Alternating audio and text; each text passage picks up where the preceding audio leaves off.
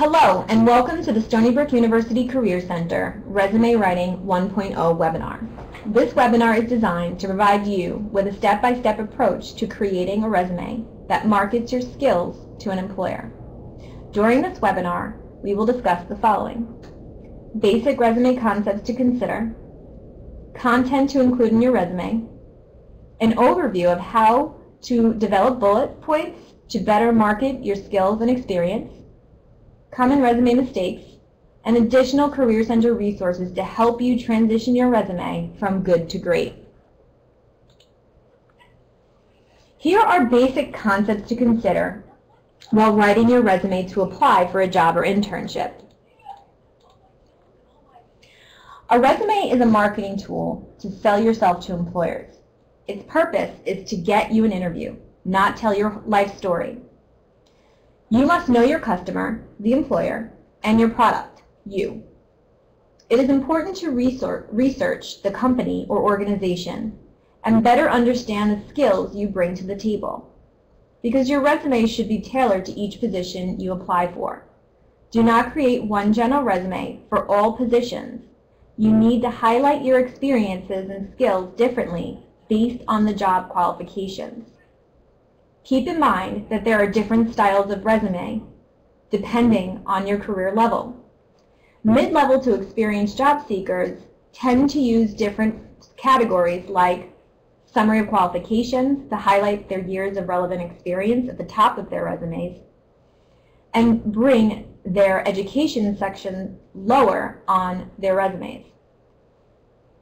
College students and recent graduates tend to use a reverse chronological resume format, which is the type of resume we will be referring to in this webinar. Here is a list of the section your resume might include. We'll go over each of these sections in detail.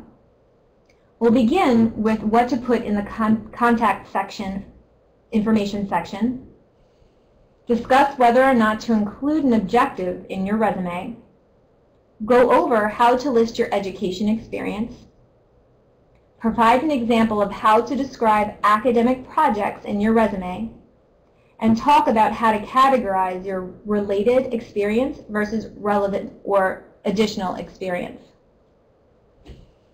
We'll also show examples of your leadership and other activity sections, skills section, and if applicable, community service section. To start, write down all your experiences in the categories on the previous slide.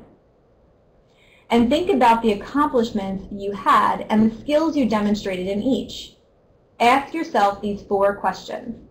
What have I accomplished? What problems have I solved? What difference have I made? And what measurable impact have I had? Do not be concerned with writing a perfect first draft at this point. This is only the beginning of brainstorming process. Once you've finished brainstorming, you can begin drafting your resume. The first section will be for your contact information. Your contact information may not seem that noteworthy, but this section sets the tone for the rest of your resume and makes sure that employers can reach you to offer you interviews. Your name should be the first and the most eye-catching thing on the page, so it should be larger than anything else on the page and in bold font. For contact information, include a postal address where you can receive mail. Traditionally, the entire address, but at least the city, state, and zip code. Also, include a phone number where you can be reached reliably and where you have an appropriate voicemail greeting set up, and a professional-looking email address. This means just your name, initials, and/or numbers. You may not want to use your Stony Brook email address because it will be deactivated after you graduate. After you start sending resumes out, make sure to check your mail and messages regularly at the addresses you provided. URLs for your LinkedIn profile, online portfolio, personal website, and so on can also go in this section if it's professionally relevant. An objective can be useful if it tells a company where to direct your application, and if it suggests that you know where you want to go and have something to offer the employer.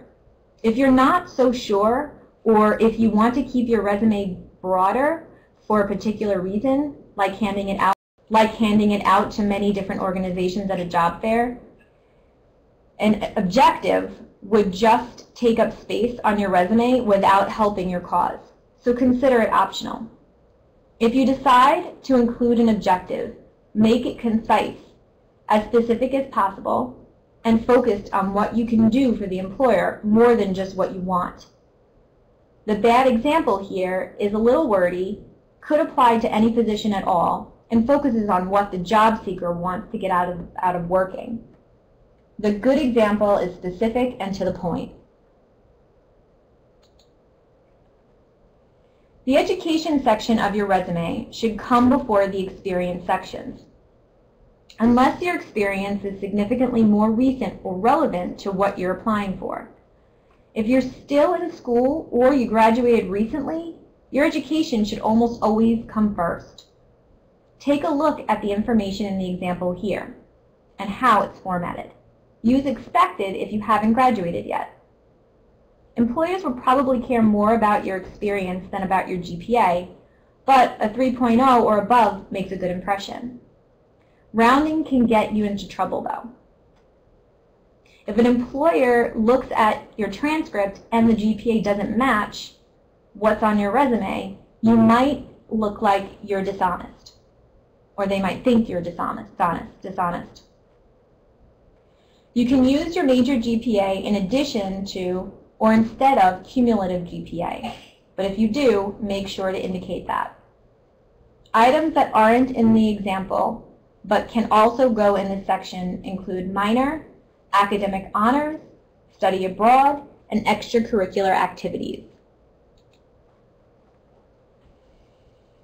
Your resume may not need it, but a project section is essential for some fields, including computer science and engineering. It may be useful in other cases too.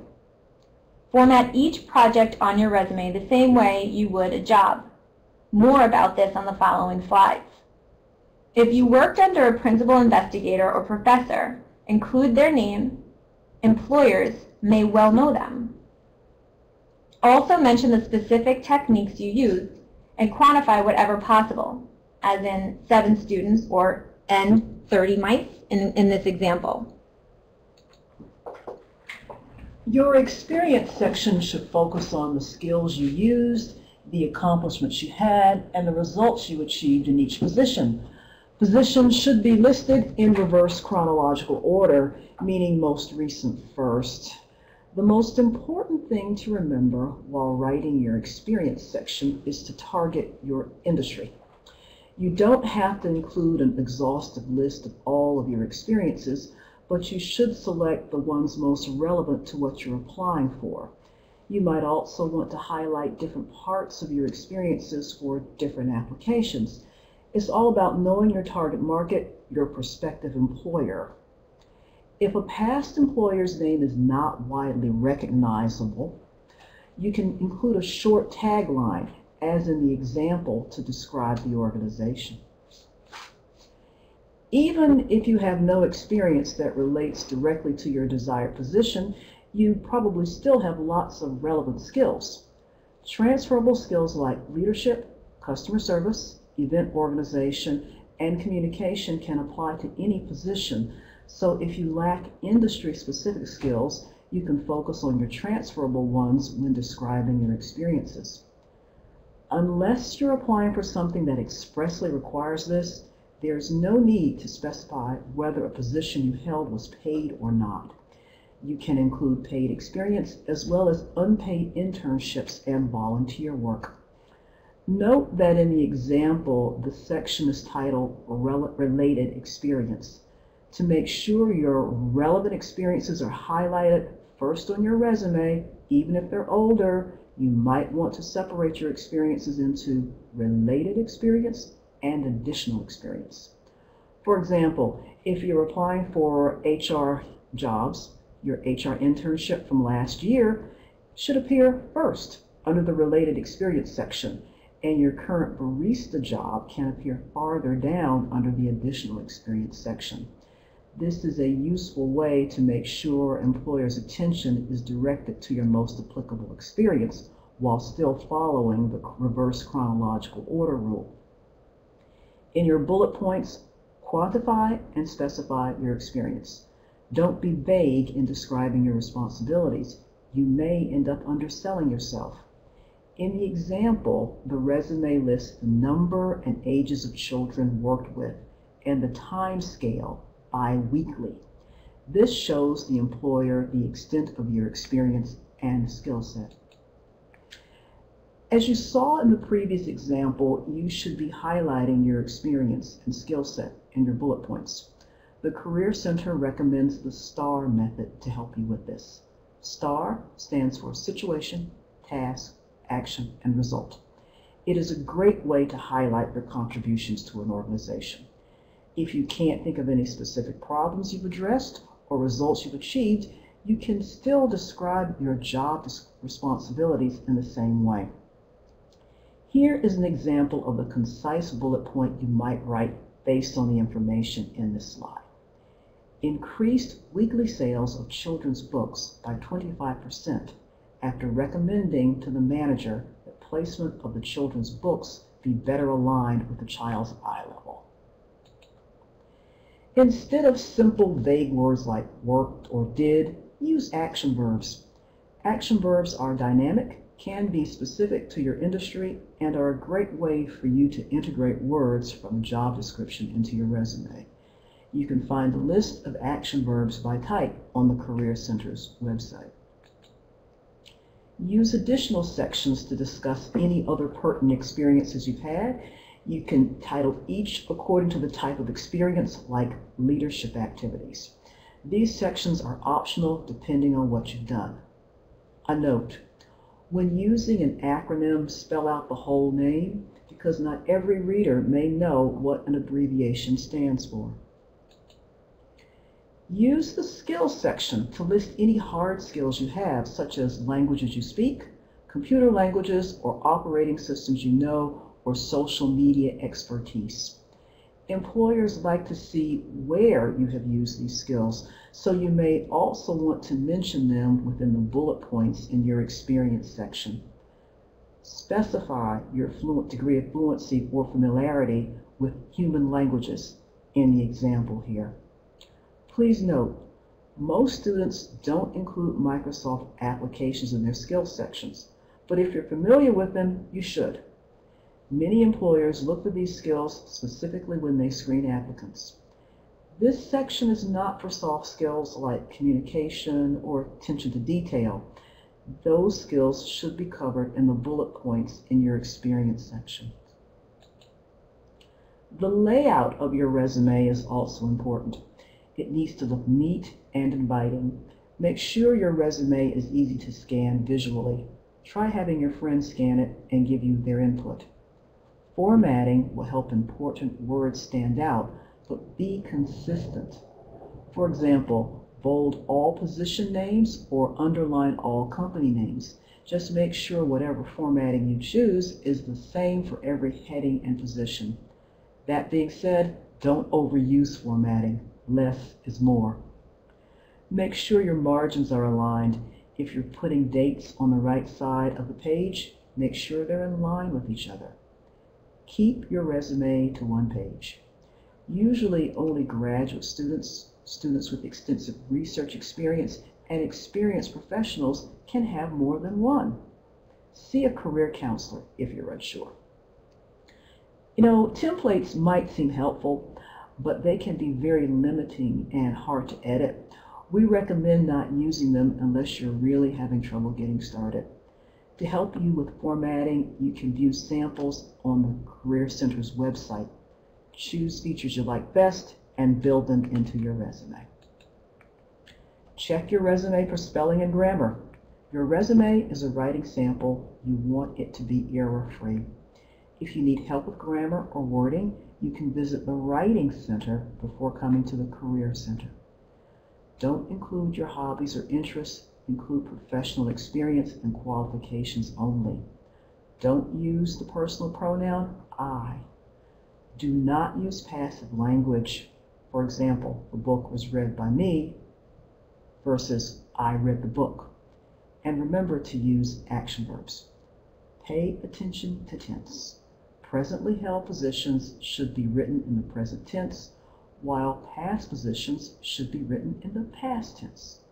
Do not be repetitive with your verb usage or skill descriptions. If two positions are very similar, you might want to only include one. Lastly, do not send the same resume to every employer. Resumes should be tailored to specific positions. This is a model for what an ideal resume could look like. Keep in mind you can still make a great resume without using the STAR model as long as you use action verbs, write in the active voice, quantify your experience, and tailor your resume. The Career Center is here to help. Come visit us during the hours listed to have your resume critiqued. If you need help getting started, you can visit the Writing Center first. You can also visit our website or the Handshake Resource Library to review resume samples. Thank you.